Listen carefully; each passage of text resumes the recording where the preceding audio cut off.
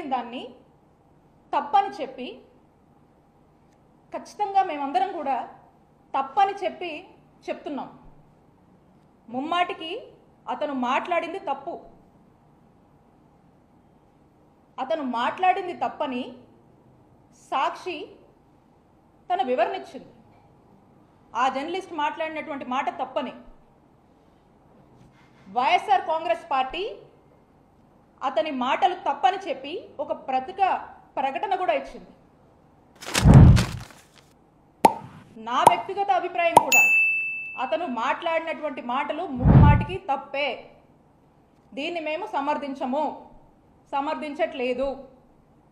అయినప్పటికీ కూడా ఒకవైపున సాక్షి తప్పని చెప్తుంది, వైఎస్ఆర్ కాంగ్రెస్ పార్టీ తప్పని చెప్తుంది, మేమంతా కూడా తప్పని చెప్తూ ఉంటే ఇదేది పట్టనట్టు ఇందులో కూడా టీడీపీ వాళ్ళు రాజకీయాన్ని వెతుక్కొని అటు సాక్షిని తప్పుపడుతూ వైఎస్ఆర్ కాంగ్రెస్ పార్టీని తప్పుపడుతూ మా నాయకుడు జగన్మోహన్ రెడ్డి గారిని ఇందులోకి లాగుతూ మా భారతమ్మని ఇందులోకి లాగుతూ ఇందులో రాజకీయం చేసేటువంటి ప్రయత్నం చేస్తున్నారు. మేము తప్పని చెప్పినా కూడా ఏమీ పట్టనట్టు ఇందులో రాజకీయం వెతుక్కొని చేస్తున్నారు.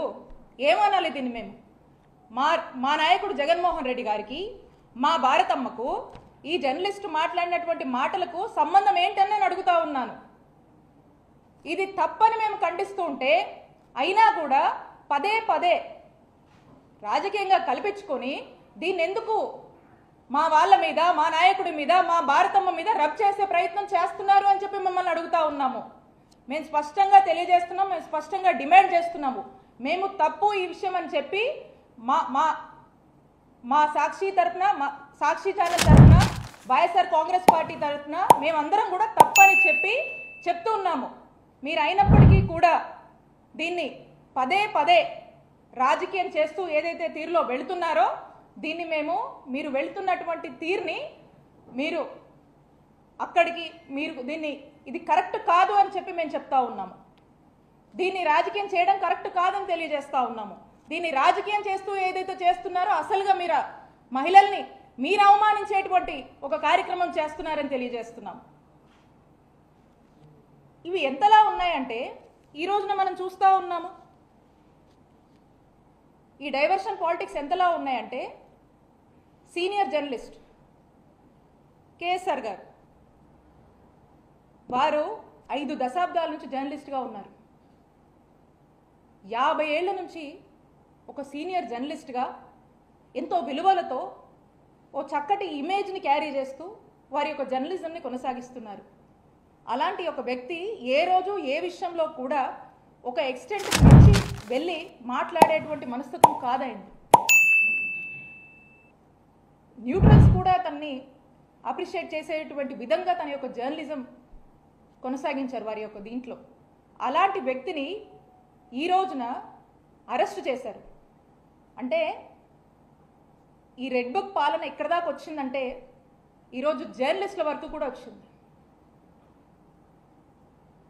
ఈ రెడ్ బుక్ పాలన ఎవరికి కూడా అతీతం కాదు అని ఈరోజు ఒక పరాకాష్ఠకి చేరింది అని చెప్పడానికే ఈరోజు ఈ కేఎస్ఆర్ గారి అరెస్ట్ని మనం చూడొచ్చని తెలియజేస్తున్నాం. ఒకటే చెప్తున్నా,